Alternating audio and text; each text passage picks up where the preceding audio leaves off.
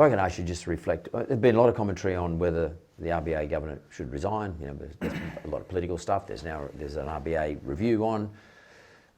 But if we go back to the GFC, and I was on the financial advisory board or whatever it was to the then treasurer, who was Wayne Swan, and they did it, and I was getting furious messages and texts on. Do you remember we went and saw? Yeah, I was going to say, I'm going to bring it because on Saturday, I remember he rang me one Saturday morning and he said, "Look, we have to go and guarantee deposits, which is fine. We're not going to charge anybody." And then I remember, which is okay, it was okay at the time, but you can't have these these stimulatory and expansive sort of policy forever. At some stage, you've got to make a call. Yep. And I remember the election was coming up, the federal election was coming up, and you and I went and saw the then treasurer, Wayne Swan, who had just been voted world's best treasurer, I think. Yeah.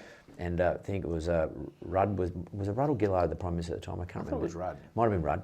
Rudd had just won 07, so it was the next one coming up, I think, the next election. And I remember you and I, well, in fact you, put to him a 9-point plan that you had prepared for Joe Hockey, who was then Shadow Treasurer. And you and I asked for, mostly you, but you and I asked for an inquiry into the banking system. Correct. You've got an amazing memory, mate. I remember sitting there and our fearless treasurer at the time, Wayne Swan, basically said, I don't take on the banking lobby because I'm currently taking on the mining lobby, which was, they were calling for a mining tax, and the mining lobby was absolutely hammering them, and they decided not to do anything. But the issue we were trying to say was, if you don't get rid of this government guarantee, free guarantee for deposits, you're going to have a dystopian situation relative to every other part of banking in the system, in that you're giving banks a big advantage, especially the big banks. You create a moral hazard. We bailed out the banks in the GFC. We guaranteed their deposits. We guaranteed their bonds. We lent them billions of dollars. And if it's heads bankers win, tails taxpayers lose, you encourage the banks to take too much risk, which is what they did. Expanding into Asia, funds management, financial advice. Particularly one of the banks. Yes. I won't mention their name. And what we wanted was a more competitive but also level playing field. And ironically, it was a classic Labor sort of policy opportunity. It was actually Hockey who announced the inquiry we proposed, the Son of Wallace inquiry. And it was Hockey that basically forced the banks to de-lever. And he straightened out a lot of the system. It wasn't perfect. And then it was the Hayne Royal Commission that really forced them to get out of these, funds management, insurance, advice, and just get back to basic banking. But if I could just fast forward you now, Chris, COVID hits, and again, government lend, I can't remember the name. 188 billion. Yeah, whatever that thing was called, that Term funding facility. Term funding facility. RBA put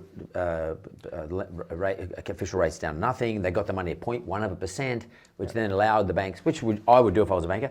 I can lend it to you fixed rate, 2-3 years, 1.99, 1.89%. Mate, people are borrowing with their ears peeling back. Even if you add the threshold 3% on top of that, they're still getting assessed at 4.5%, 5.5%, 6%.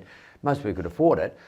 And then if I'm the government, and I remember speaking to the treasurer at the time, Josh, and he said, we've got to protect the housing market, the construction market industry. We've got to pour money into it. We're going to start throwing money at left, right and centre, which they did. But is it a matter of they've both gone too far, both the government and the RBA? Have they gone too far for too long? And is that why we are now where we are? Because they created inflation. I don't think we did. Yeah, so I would actually say they were initially slow. It took them until late March. Yep. To understand what the pandemic would do globally. I think the policies they announced, they were policies I'd proposed to them. Yeah, they're good policy, but it did go for too long. Yeah, so I think the policies were fantastic. And remember, we don't know what the counterfactual was, or would have been, had the policies not been unfurled. I don't think the banks did anything wrong. No, you do it. You would. Anyone. This time around, it wasn't about bailing out the banks. It was actually about bailing out business and households. The policies were amazingly effective, but to your point, I think, the Harry hindsight view is obviously they kept rates too low for too long. Yeah. There was too much stimulus, and for sure, some of the inflation is part of that excess demand. A lot of it is a function of supply, which will pass. So I think inflation will come down. And they need to, the story of 2022 is all about the RBA withdrawing the stimulus. But here's the rub. Late last year, we said prices will fall 15 to 25. And I thought they would struggle to get the cash rate much above 150. Understanding that there's that range somewhere between 150 and at an extreme 450, likelihood circa 250. And I argued at the time, and I've argued since, it's incumbent upon the RBA to be particularly data dependent, because it was the RBA that told households and small business all through 2020 and 21, we have your back. Go and borrow as much as possible, spend as much as possible, because rates will remain low for long, and I'm not going to hike rates. I'm not going to hike rates until 2024. Now, the RBA says that wasn't a promise, but they were actually fixing the yield, the interest rate on the 2024 government bond at 0.1%. And they were spending billions to keep it there. So if that's not a promise, it was certainly a very clear financial commitment, but they put households in an incredibly vulnerable position. I mean, you know better than me. Back in 2020, what was the interest rate, the maximum interest rate shock that lenders in 2020, not today, would assess borrowers against? Like 250? Yeah, 250, yeah. Yeah, I think it was 200 to 250. So when a bank was giving you money, it was 250. Yeah, they all thought the worst case scenario in some sort of crazy rate hiking cycle would have been 250. No, 300 after that. So the regulator came and said 300. Later on. Yeah, that was later on. But in 2020, first half of 21, it was 250. Well, we've had 250. And we've gone past 250. Yeah, and we're on track for 300, 350. We've gone past 300 too. Yeah. So in terms of mortgage rates, good point. So the issue here is, I think imprudently, the RBA's hammered small business and households with the mother of all interest rate shocks without having sufficient data, I think, to rationalise those decisions. So hopefully they slow down, and frankly, hopefully they start cutting rates. Famously, Paul Keating said in 1991, when inflation was like 5.7% or something like that, this is the recession we had to have. And of course, nobody would ever say that today, because that cost him dearly.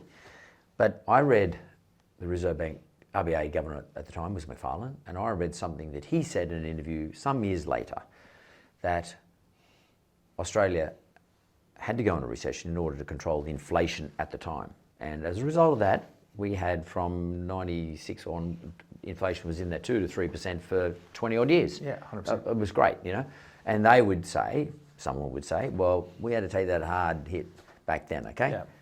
Back in 1991 to 1995, it had really hurt everybody and had to have this recession. Paul Keating famously said it. I look at Jerome Powell today, the central bank governor, whatever we call him in the US. He's much more strident in his language than our RBA governor. He's sort of saying, look, I don't give a shit whether there's a recession or maybe this is what we need to have. Do you think, I'm not talking about conspiracy, but it's not an agreement of mine, but do you think that deep down, looking back at history, our Reserve Bank would be saying, that worked back then, we've got to control inflation, we might need to push ourselves into a recession? Because I read what the outgoing APRA boss has been saying last week, buyers. He's sort of saying house price reduction is really important. It's not that good for anyone who's just bought a bloody property, of course, but it's all very well from saying, but do you think there is this sort of sense, maybe a recession won't hurt us? 100%. So the way they get inflation down is by destroying demand, creating Actually destroying it. Yeah, so reducing demand, creating unemployment, pushing wages down, that's what they can influence. The supply side stuff, timber prices, commodity prices, freight prices, they can't influence.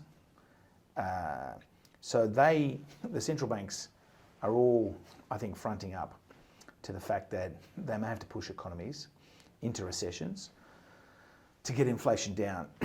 The question is, though, have they gone too hard and fast? And did they have more time? Because is this a temporary shock or is it more permanent? And the problem is they don't know. And they would argue if they're going to err on one side, they'd much rather be harder and faster and tougher and guarantee inflation comes down than risk being behind the curve. Which is what they've done in the past. Yeah, and the issue is the Fed and the RBA, with the benefit of hindsight, were way behind the curve. Now, late last year, in December last year, I wrote in the AFR, we thought the Fed would have to lift its cash rate to 2.5 to 3 minimum. Well, right now they're at 3 to 3.25, and they're going further. But at that time, in December, the market was saying the Fed would only get to about 1.3. And in December last year, we said we thought equities would fall 30%. Obviously, house prices would get murked. We thought crypto would get smashed because it's very correlated with equities. We thought our own market would get hammered. We thought bond prices would fall because rates would rise dramatically. Credit spreads would widen. And that's played out. So what would you do if you were asked, tapped on the shoulder, said, listen, Chris, our current RBA governor's going to take a leave of absence for a little bit because he's got some issues he wants to resolve. Would you please step into the box? What would you do? Well, they definitely wouldn't ask me. I know they wouldn't, but what would you do? A Labor government would ask me, I don't think. Not that I'm partisan, but I think given my history with Malcolm. Yeah. You're well labelled. Yeah. I would pause immediately because I think they've got time on their side. They've KO'd the economy. I mean, we won't see the data that gives us the insight in terms of the impact of these hikes on the economy for 6 to 12 months. Because of the lag. Yeah. What we know is consumer confidence is at GFC lows. House prices have never fallen this fast in the history of the market. We know the household sector has basically twice as much debt as it had in 2000 relative to incomes. Actually, more than double the debt they had relative to their incomes in 2000. So they're much more rate sensitive. So I would pause and just take a breather and collect data. I think they're heading there. The problem with these guys is these central bankers, they're in these very powerful positions. Everybody lionizes them, and they kind of probably start believing their own BS. So they tend to sprout a view of the world. Last year it was inflation is transitory. There's nothing to see here. We don't need to hike rates. This year it's inflation is a huge problem. We need to get ahead of the curve and crush the economy. And then they railroad, and it takes a lot of data to convince them to turn. But when they do turn quite quickly. So I just think more data dependence, more humility. I think it's going to be very tough. I think the US will go into recession. Will they do the job for us? What's that? Will they do the inflation job for us, the US? Yeah, 100%. I think the global hikes will ultimately crush inflation. I think you'll get some sort of recession in Europe. I think there's a risk Australia teeters or flirts with that possibility. The Aussie economy has probably been the most dynamic and agile globally since '91, and that's been driven by the fact that we've run the fastest population growth in the OECD since '91. So it's really that migration story, and that migration. I mean, you walk through the streets of Sydney and Melbourne, every second face you look at, is new. Is new, yeah. And that is just, the most powerful, potent driver of prosperity and productivity, all that energy and that demand. And well, then can I just say this one final thing then? well, let me just, my point was going to be that notwithstanding these hikes, if the RBA has gone too far, I do think they'll reverse course quite quickly. Right, okay. If the data, basically convinces them they've gone too far. Now, I think realistically, the earliest that could happen is probably mid next year. If they reverse course, I think the Aussie economy will respond very quickly. And this doesn't need to be Armageddon for Australia. But I think for our savings and our investments, our super's been hammered, equities have been hammered, bonds have been hammered, house prices have been hammered. The only safe asset class right now is cash. You can get TD rates over 3% today. Yep. So I think that... I saw a hybrid at 5.8 the other day. Well, yeah, you can buy bank hybrids at almost 6. Yeah. Excuse me.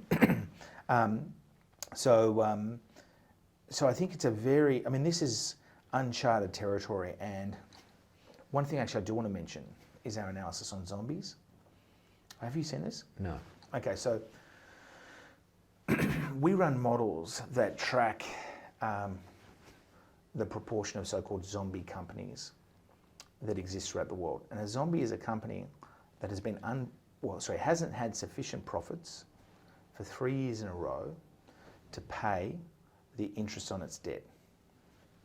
So you don't have enough cash flow to pay the interest on your debt for 3 years in a row. And what we've found is globally, as a share of all listed companies, zombies have increased by 1.5 to 2 times. And they now, in Europe, the UK, US and Australia, 12 to 15% of all equities are zombies. Now this is based on last financial year's data. So the FY22 data. So it's based on data when rates were basically zero, the cash rate. So I do think that we are going to have what we call a zombie apocalypse, because I think unfortunately since 2008 rates have been very, very low for a long time, and big sections, vast swathes of the economy have become conditioned to ultra cheap money. So if you look at where the zombies are, they're technology, communication, real estate, energy, and mining businesses. So they're highly levered, and they've generally got low profitability or no profitability. And where I think you're right about 91 is whilst the RBA may cut next year, I don't think they're going to cut massively. So if we're at 3.5, maybe we go to 2.5 or 2. And the economy is going to have to get used to structurally higher rates, because I think that's the fallout. And that means that there are going to be, unfortunately, some businesses, like in 91, that will fail because they can't survive in that climate. And those people will go and have to find other jobs, and that capital that supported that business will flow to other firms. So I think that's really, really important. I definitely feel that the next 10 years will be quite different to the last 10 years. That's very interesting. So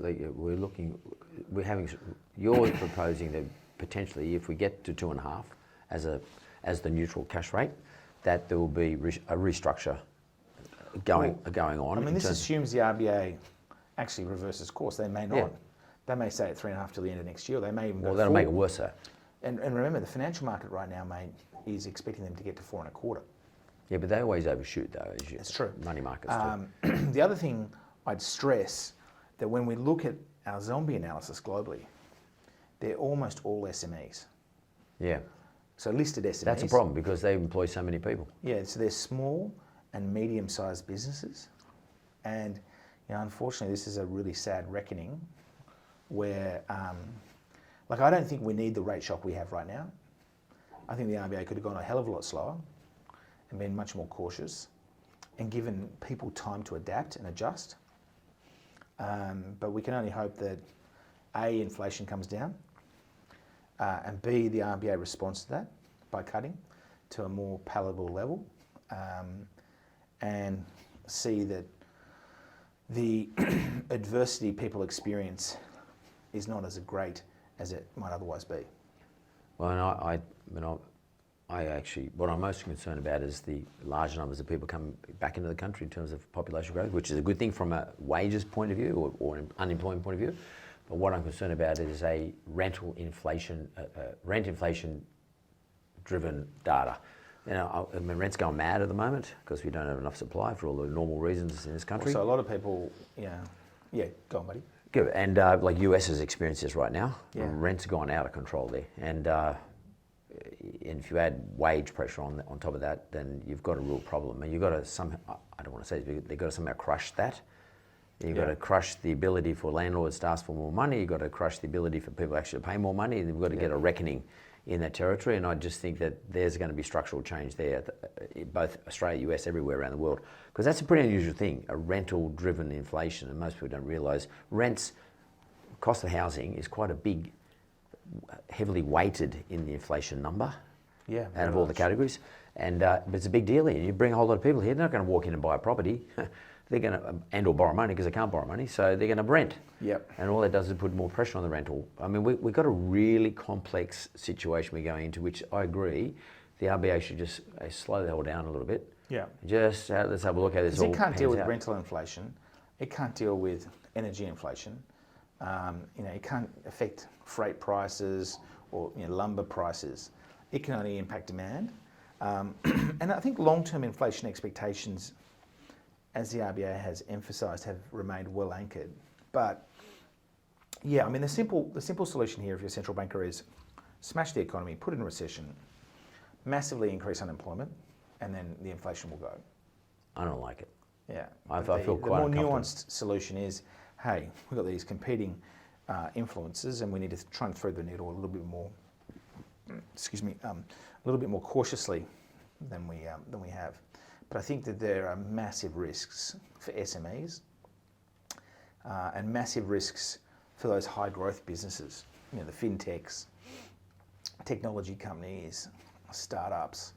It's going to be super tough. We've already seen the neobanks all gone missing. Mate, and I said this would happen.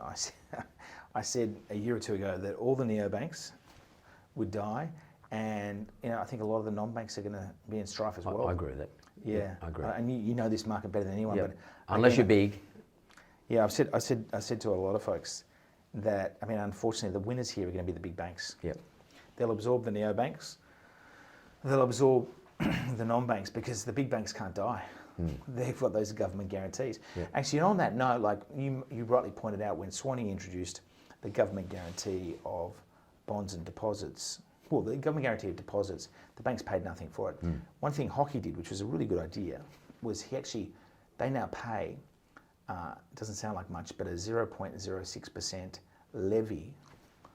This is all the Aussie banks. There are four major banks, I think potentially Macquarie, I'm not sure, but definitely the four majors pay 0.6% per annum on the value of their wholesale debts as a price for the implicit guarantee of those securities. And I think it's worth a couple of billion per annum. So they should. Yeah, and so they should. You could arguably increase it. It's not a bad idea for extra revenues. Yeah. But he won't do it. He won't do it. No, not this budget. But I do think, my message to in your audience is mainly on this show, mate. Brokers, small business owners. Yeah. Yeah, my message to those guys is, unfortunately, it's going to get really tough unless sanity prevails at the RBA. I think the other problem with the RBA, as I just mentioned as an aside, is you mentioned that they're subject to this independent review, and they risk losing everything. They've got a lot on the line, and the reason the government's reviewing them is basically because the RBA's decision making and forecasting has been unfortunately pretty poor for the last 7 or 8 years. And this nonsense about that we talked about at the start of the podcast, where you're going to hike rates 250 basis points, and you're sitting there in May and you're telling yourself, well, house prices aren't going to fall much. Like, absolute joke. Like, Blind Freddie on the street could tell you that when you cut rates, house prices rose 37% from June 19 to today. Surely when you raise rates, there's going to be payback. You don't need to have a PhD in quantitative methods. No. This is a funny thing. The RBA in this FOI search is spending all this time trying to understand why is Coolabah and Joye forecasting these big price falls with the same model we're using, but we're getting different numbers. But a sanity test, you go speak to Mark Bouris. Mark, what's going to happen if we increase mortgage rates 300 bips? Price is going to fall, right? Totally. Well, because for all the obvious reasons. Well, Chris. Wait. One thing I was going to say is, sorry, Jim,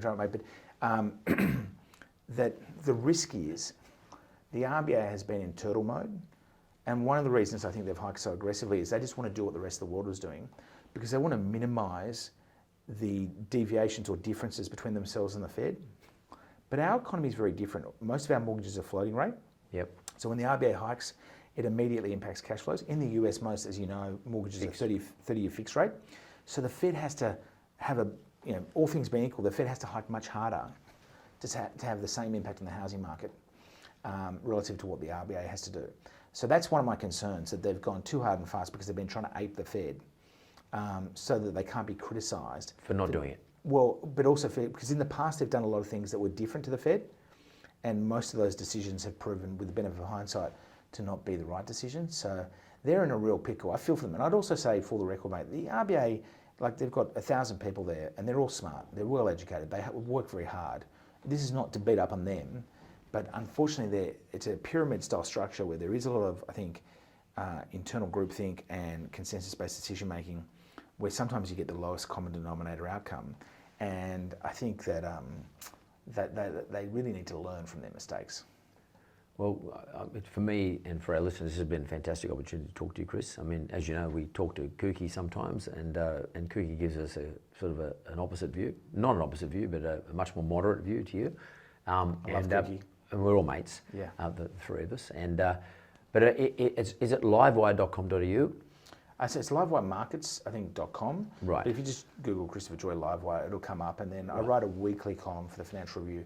It's published online on Fridays. It's in the paper on Saturdays, so the Saturday AFR. But normally I post on Livewire. The Livewire stuff is slightly technical. It can be a bit inside baseball. The AFR stuff is normally a little bit more user-friendly. Yeah, but I'd also urge people to read Livewire too, because I just think that if you want a well-analysed piece, as opposed to a puff piece written by anybody else, I think they should go to livewire.com or livewiremarkets.com. Easy, subscribe, free, you have to do it, it costs nothing. And Chris's articles are up there, they're well thought through, he's got a whole team of people who do all the work for you. You're not sort of just reading what some journalist has read the RBA statement and tried to interpret it. There's proper interpretation, proper analysis here. So I would say look at Coolabah stuff. Look at Chris Joye in particular, go to Livewire if that's where you want to, read him in the AFR every week. Been a real pleasure, and it's great to catch up, mate. Thanks, buddy.